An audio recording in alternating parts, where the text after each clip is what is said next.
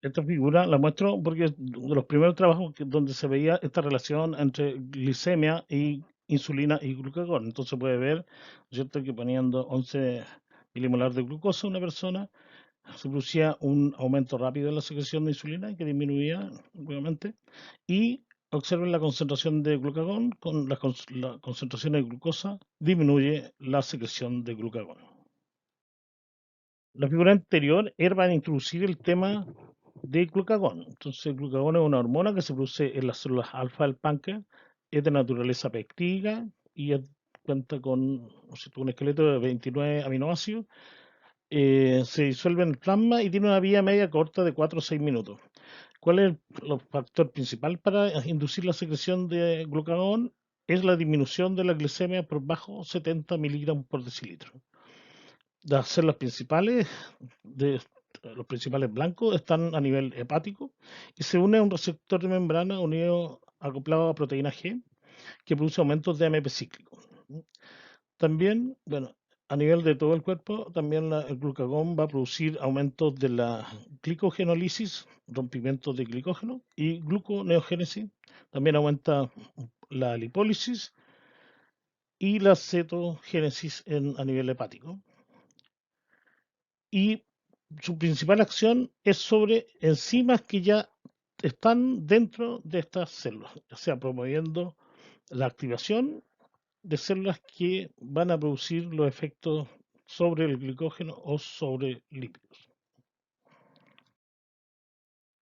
Este gráfico ilustra los mecanismos de regulación de la secreción de glucagón. Entonces, cuando disminuye la glicemia, se produce inhibición de la célula beta pancreática, inhibición de la secreción de insulina y por lo tanto menor captación de sustratos energéticos por parte del músculo y el tejido adiposo.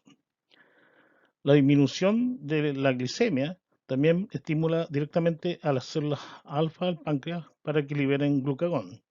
El glucagón va a actuar principalmente a nivel de hígado y va a aprovechar estos sustratos energéticos que ya no son captados por los otros tejidos para producir nueva glucosa a través de gluconeogénesis y también para degradar el glicógeno hepático en la glicógenólisis. Ambos eventos producen aumento de la glicemia o de la glucosa plasmática y esto a su vez va a inhibir a las células alfa del páncreas produciendo el equilibrio de las concentraciones de glucosa. Cuando la disminución de la glucosa es permanente por mucho tiempo, se producen, acá abajo ustedes pueden ver, cuerpos cetónicos. ¿Okay? Entonces, finalmente, en las últimas etapas de vida de una neurona, echa mano a cualquier sustrato energético, en este caso a los cuerpos cetónicos, que pueden ser usados en última instancia por las neuronas con el fin de establecer un alimento para el sistema nervioso y algunas neuronas. Esto es la fase final. Lo importante para nosotros es la secreción de glucagón, actuando en el hepático, con la glicogenólisis y la gluconeogénesis y aumento de la glucosa para restablecer la glicemia normal. Al igual que con insulina, acá también una flechita con un signo más que indica estímulos para la secreción de glucagón y la otra flecha negativa implica inhibición de la secreción de glucagón. Entonces, ¿quién estimula la secreción de glucagón? Es el aminoácido, acetilcolina, catecolaminas y también algunas hormonas gastrointestinales.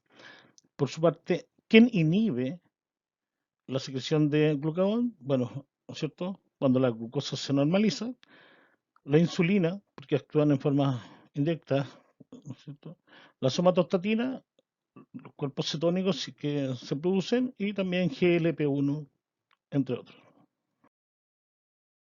Entonces, con lo que hemos visto hasta ahora, podemos decir que la regulación de la glicemia es un proceso continuo que va a depender del equilibrio entre la incorporación de sustratos metabólicos exógenos y los requerimientos propios de nuestro organismo. Entonces, por ejemplo, en un estado de alimentación, la insulina va a ser dominante, ¿ok? Porque la insulina tiende a almacenar. Entonces, ¿qué va a hacer la insulina? Va a aumentar la utilización de glucosa va a aumentar la síntesis de glicógeno, va a aumentar la síntesis de grasas y también va a aumentar la síntesis de proteínas. Por el contrario, en los procesos de ayuno, cuando requeremos entonces aumentar o tener niveles de glucosa eh, mayores, ¿qué se va a producir? Aumento de la secreción de glucagón y ahí el glucagón predomina. ¿Qué es lo que va a hacer el glucagón? Va a degradar la reserva de glucosa, es decir, va a producir degradación del glicógeno para producir glucosa hepática principalmente. También va a producir nueva glucosa, o sea, gluconeogénesis, y en fases finales también puede producir cetogénesis o producción de cuerpos cetónicos. Esta figura muestra entonces la interacción de diversas hormonas para mantener la glicemia en distintas condiciones. Entonces, por un lado vemos la producción de glucosa a nivel hepático, eso es lo que nos va a ayudar en las condiciones de ayuno, y por otro lado también requerimos del consumo de glucosa por parte del músculo y el tejido adiposo. Entonces, condiciones de ayuno prolongados también son condiciones de estrés, y esto lo vimos en las cápsulas de eh, glándula adrenal, de la corteza con cortisol y de la médula, las catecolaminas. Entonces se pueden dar cuenta, arriba, la insulina va a inhibir los procesos de producción de glucosa, en cambio va a estimular el consumo de glucosa.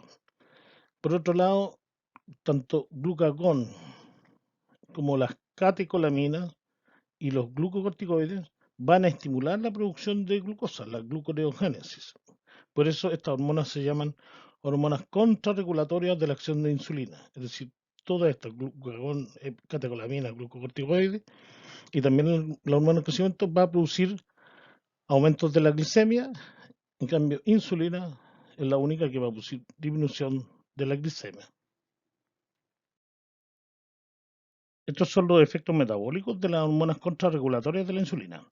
Las catecolaminas son de acción rápida y potente y tiene acciones glucogenolíticas y lipolíticas. Particularmente son relevantes en condiciones que se requiere una fuente de energía rápida, como en el ejercicio físico, y también, como lo hemos visto anteriormente, en las condiciones de estrés. El cortisol es la hormona más importante en la mantención de la glicemia en ayunos prolongados o condiciones de estrés también prolongadas. Es un agente lipolítico y gluconeogénico. Es la única hormona que promueve la proteólisis de las proteínas musculares. Lo que eso está bien durante un periodo de tiempo, pero si esto se prolonga, el cortisol puede tener efectos perjudiciales porque la degradación de proteínas musculares puede llevar a atrofia muscular, ¿no? Y a otros diversos efectos de los niveles altos de cortisol.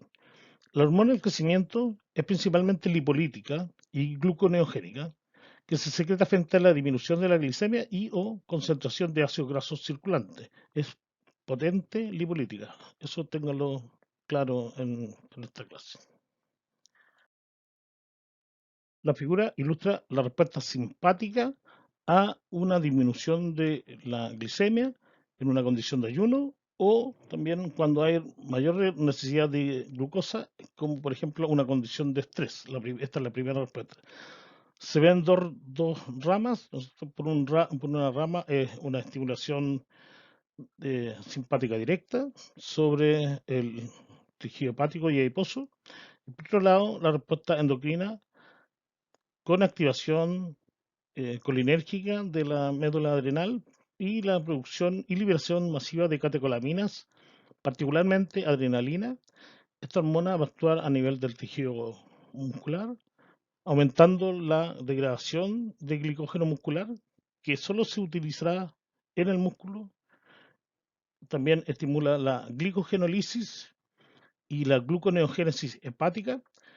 Este, esta glucosa formada sí va a aportar a la glucosa circulante, y por lo tanto para establecer los niveles de glucosa, o va a aportar mayor glucosa para su uso en otros tejidos.